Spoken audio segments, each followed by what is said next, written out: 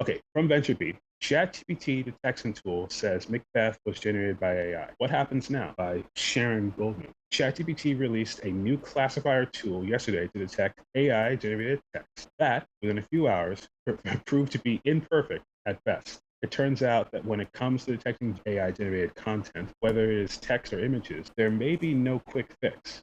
It is also notable here there is this kind of like internal affairs, who watches the Watchmen aspect to this of like you're going to use AI to detect AI. It is kind of an odd thing that they were using ChatGPT to find ChatGPT or ChatGPT like content. But what do you think on this one? There's a couple things.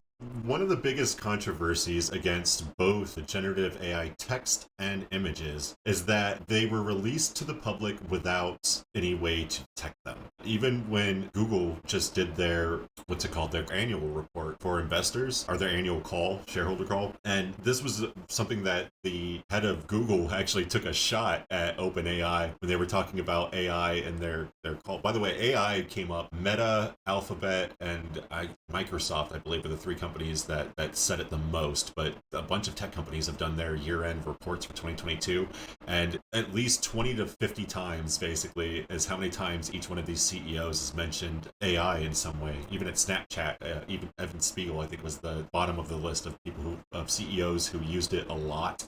And the whole controversy that everybody was having was that they didn't bother to make sure it was safe. And in order to make sure it's safe, they need to make sure that it's detectable. And Google, just to kind of throw in another thing here, December of last year, Google had released a new update for search called For the People, by the People. And their whole thing was that they are making sure that they are going to prioritize our human writing over AI writing. And so when all this controversy came to a head this month is when OpenAI finally released this ChatGPT detector. And it funny enough, it came after some high school kid last month released it before them. He made his own version of an AI detector for schools, and a bunch of teachers were all excited about it. So they go and release this thing, and everybody just started testing it and found out that basically it's just not good. It can't really tell the difference between the AI and the humans, which is something I came across. I debated some developers about this when MidJourney came out last fall. Well, not MidJourney came out earlier than that, but last fall was when we had a debate.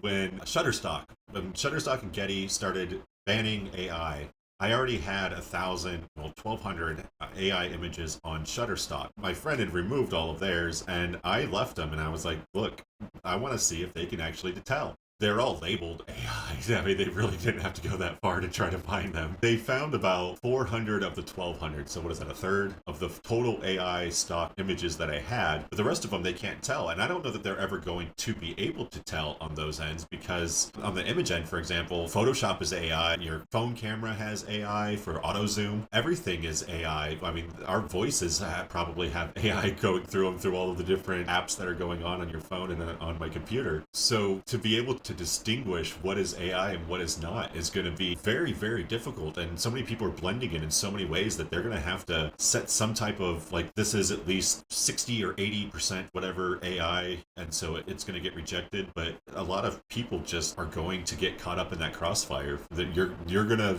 write something and someone's going to think AI did it. Right. AI is the new GMO, one way of looking at it. Also, one of the thoughts I had as you were starting off at the beginning of that was you spent so much time trying to figure out if you could, you didn't think about whether you should. The old line from Jurassic Park. I think, to bring it back to the actual like specific subject of the article, comparing a script or a play, famous play, Macbeth in this case, by Shakespeare from hundreds of years, centuries ago, it's awkward. It especially raises the question of how, when these things are more subtle, how can we tell? When it's obvious, it's obvious. There's this uncanny valley thing.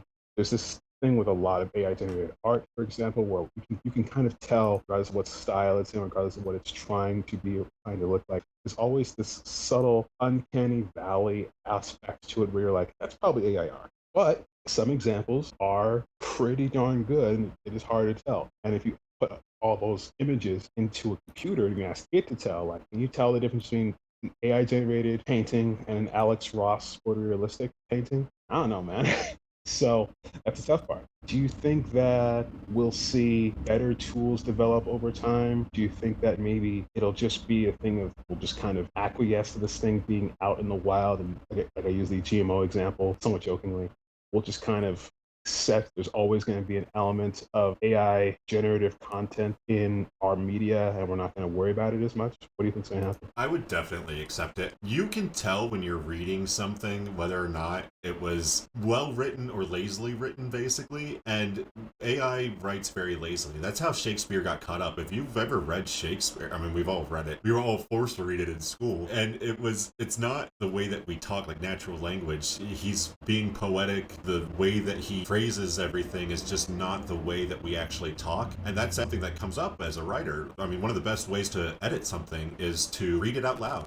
Read it out loud. And if it sounds natural, then you wrote something good. And if it sounds like, if you feel stupid saying it, like, hark, what light through dawn yonder window breaks, or whatever it is, when you start talking like that, you'll hear yourself doing that, and you know that you don't talk like that, and you'll kind of correct it, you can fix it. But that's the way that when someone's reading it, they're hearing your voice in their brain, and it should sound just like we are when we're conversating. And right now, AI does not do that. I'm sorry. I've heard so many writers say that they use it. I use it too, don't get me wrong, but they'll defend its writing ability. But I'll tell you right now, I've used a lot of these AI writings for articles, and you have to clean it up a lot, because not only is it getting facts wrong, misquoting people, things like that, but it's just not, I would not, it's like Wikipedia. Like, you can use it as a source and get its sources and kind of do those kind of things, but don't just depend on that on its own, because you have no idea where that information came from. Right. You can use I think the way they say is use Wikipedia as a starting point. Do not use it as a primary source. So use Wikipedia as kind of like a better Google, because generally, especially if it's a reasonably old article, reasonably important article, like, well, digression here, but I'll try to be quick. I was looking up socialism and capitalism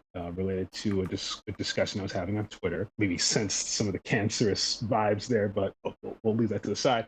And I noticed that there was like an edit war going on. This is a thing with Wikipedia. Digressions on digressions. I'll just make it very quick. Sometimes people who edit these articles, Wikipedians, as well as like random people who have access to the articles, sometimes articles are locked in a way that only official users can use them or edit them. Other times it's open season, anybody can edit them. That's part of the idea of Wikipedia, is anybody can edit in theory. So there's an edit war going on in the capitalism article, and I was trying to just get basic information and citations and definitions, and it was a bunch of garbled text. People were fighting over it. But normally when you go to an article, you're going to see a reasonably good, like, encyclopedic definition and explanation of the subject matter. There'll be citations in line that you can click on that'll point you to article links, web pages, as well as, if not that, like clear citations of books that someone who wrote or helped add the article actually read that relate to the topic.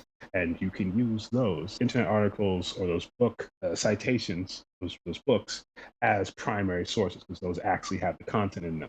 So that's like one way of looking at it. But basically, with all this stuff, we all have to kind of be willing to do the legwork, like you were giving in another example, another snippet we did. You have to be willing to do the work. You can't just put raw content out there that you haven't proofread, that you haven't done a once over of, probably reworded, reworked to make it like more sensible. Because at the end of the day, there's always going to be that uncanny valley thing where AI generative content will be good enough as a baseline to start, but you got to make sure, like, we have some graphics I think you're going to be posting later. If you have a graphic that's AI generative that's supposed to be Netflix, make sure it actually says Netflix and not Nest Split or whatever. Yeah, exactly. Yeah, definitely. You have to keep an eye on the quality. And I mean, on the other side of that, I guess the takeaway from this article is, if you can't write like Shakespeare, you can at least use GPT and know that it can. This is Edokwin with Brian Penny for the AI Creator Economy podcast. Please like, subscribe, and hit that bell. You're going to get some good content throughout the week, every week.